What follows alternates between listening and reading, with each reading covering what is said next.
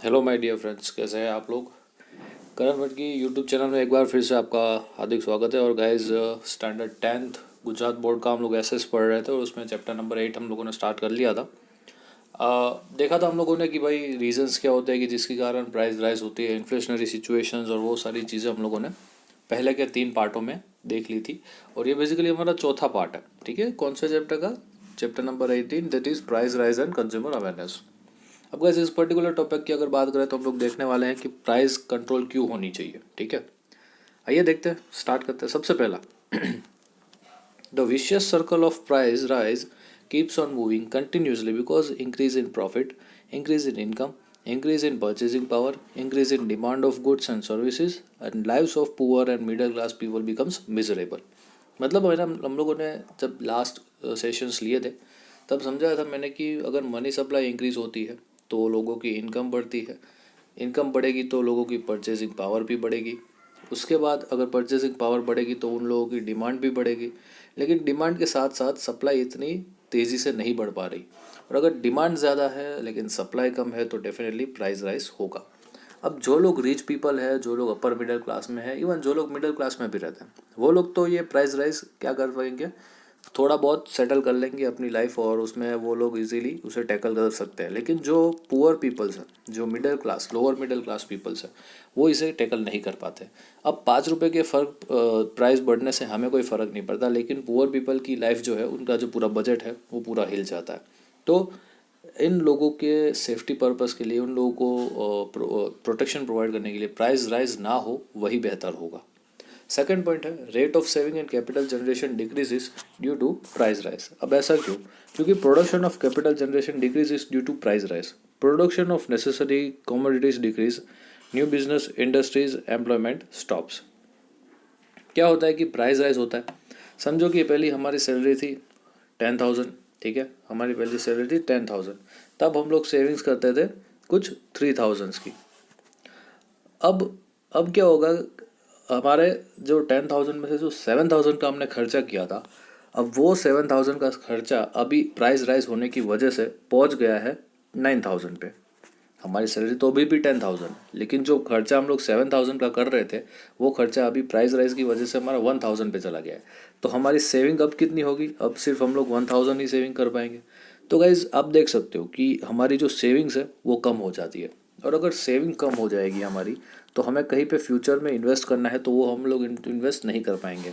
हम लोगों को कहीं पे कैपिटल जनरेट करना है, शेयर मार्केट इन्वेस्ट करना है, कोई हाउसिंग में, कुछ रियल एस्टेट में इन्वेस्ट करना है, तो आप वो इजीली नहीं कर पाओगे। क्यों? क्योंकि आपकी प्राइस राइज की वजह से आपकी सेविंग्स जो है वो कम हो गई है। ठीक है, तो सेविंग्स को मेंटेन करने के लिए, कैपिटल फ्लो मेंटेन करने के लिए ये ज़रूरी है कि प्राइस राइज को कंट्रोल किया जाए। थर्ड पॉइंट है, foreign investment decreases because of increase in import of goods, foreign exchange is spent and which gives rise to new problem. अब गैस, होता क्या है कि समझ लो कि आपको कोई एक चीज़ खरीदनी है, समझ लो कि आपको एक पेन खरीदनी है। ठीक है, उस पेन की कीमत, हाइपोथेटिकली बात कर रहे हैं हम लोग, कि यहाँ पे है 100 रुपये, इंडिया में आपको 100 रुपये में वो पेन मिल रही है। लेकिन अगर आपको उसी पेन को सपोज इंपोर्ट करते हो कहीं से, ले लेते हैं एग्जांपल कनाडा से, तो वही पेन आपको 100 रुपये की जगह 40 रुपीज़ में मिल रही है। तो डेफिनेटली आप लोग 40 को ज़्यादा प्रीफर करोगे, क्योंकि हमारी ये आदत रहती है कि जहाँ कम पैसा होगा वहाँ हम लोग जाएंगे। तो अगर हमारे इंडिया में 100 रुपये में वो पेन बन रही है और बाहर से वही pen same to same piece 40 रुपये में पड़ रही है हमें, तो हम लोग डेफिनेटली 40 के पास जाएंगे। और इससे क्या होगा, हम लोग कनाडा से हमारा इंपोर्ट जो है वो ज़्यादा करने लगेंगे, मतलब हमारा इंपोर्ट जो है वो इंक्रीज़ होने लगेगा। ठीक है, और इंपोर्ट इंक्रीज़ हो गया तो उसको देने के लिए, कनाडा अभी इंडिया तो है नहीं, तो कनाडा को हमें डॉलर्स में पेमेंट करना पड़ेगा, तो कनाडा को हम लोग डॉलर्स में पेमेंट करेंगे। इससे हमारा जो फॉरेन रिजर्व है, इससे हमारा फॉरेन रिजर्व जो है वो आपको डिक्रीज़ होता हुआ देखने को मिलेगा। तो इसकी वजह से भी प्राइस राइज ना हो तो अच्छा है। ठीक है, क्योंकि ये भी एक उसका नेगेटिव बेनिफिट है, इसकी वजह से भी हमें कंट्रोल में करना पड़ेगा। चौथा पॉइंट है, production of necessary good decreases so scarcity is created and living standard of the people डिटोरिएट्स and the poor become poorer. अब क्या होता है कि जो नेसेसरी गुड्स है ना हमारे, जितने भी, चाहे आप उसे खाने पीने से लेके ले सकते हो, आपके जो भी लाइक कपड़ा, फ्रिज वगैरह है, मोबाइल फ़ोन्स, एसेसरीज, ये सारी आज की बेसिक नेसेसिटीज़ बन चुके हैं। तो ये चीज़ों का जो प्रोडक्शन है वो प्राइस राइज के दौरान कम होगा, जबकि जो लग्जरियस है जैसे कि कार है, टीवी है, इन सारी चीज़ों का जो आप कह सकते हो कि प्रोडक्शन है वो वैसे ही चलता रहेगा। लेकिन क्योंकि बेसिक नीड्स को सेटिस्फाई करना ही लोगों का सबसे पहला मोटिव होता है, और अगर वो नहीं हो पाती तो हमारे जो पुअर पीपल्स हैं वो पुअर ही रहते हैं जाएंगे और ज़्यादा पुअर बन सकते हैं। आपने वो सुनी होगी कि अमीर इंसान अमीर हो रहा है, गरीब इंसान गरीब होता जा रहा है। तो ये चीज़ें इससे क्रिएट होती है। पांचवा पॉइंट है, as the production cost of goods increases in the country they become expensive and so the cost of export goods increases comparatively imported goods become cheap in the market. अब guys ये point, fifth वाला point और third वाला point same to same आप कह सकते हो कि हमारी कंट्री के जो भी डोमेस्टिक प्रोडक्शन हो रहा है प्राइस क्राइस की वजह से उसकी जो भी प्राइस है वो बहुत ही ज़्यादा हो चुकी है। अब वो चीज़ें एक्सपेंसिव बन चुकी है, तो उसको अगर हमें एक्सपोर्ट करना होगा तो वो एक्सपोर्ट भी एक्सपेंसिव होंगे।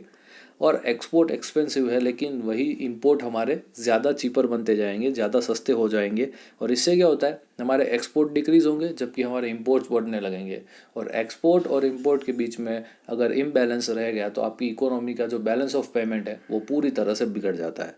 तो ये ना हो उसके लिए भी हमें प्राइस राइज को कंट्रोल करना ज़रूरी है। उसके बाद living standard of poor or middle class deteriorates because of price rise.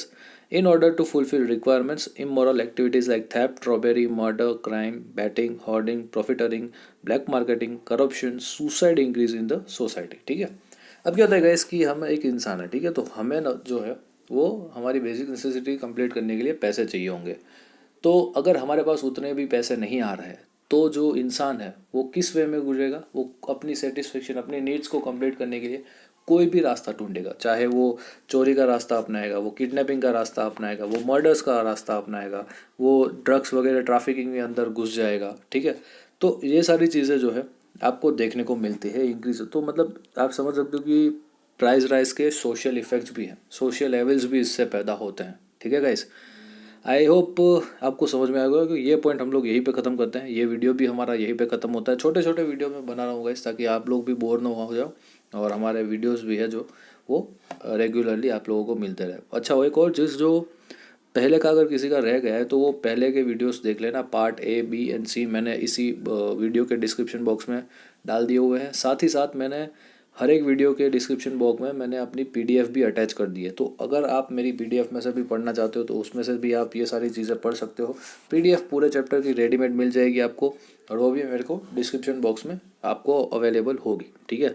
तो गाइस मिलते हैं अगले सेशन में एक नए टॉपिक के साथ, और वो टॉपिक होगा हमारा steps to control price rise. ठीक है, तब तक के लिए जय हिंद।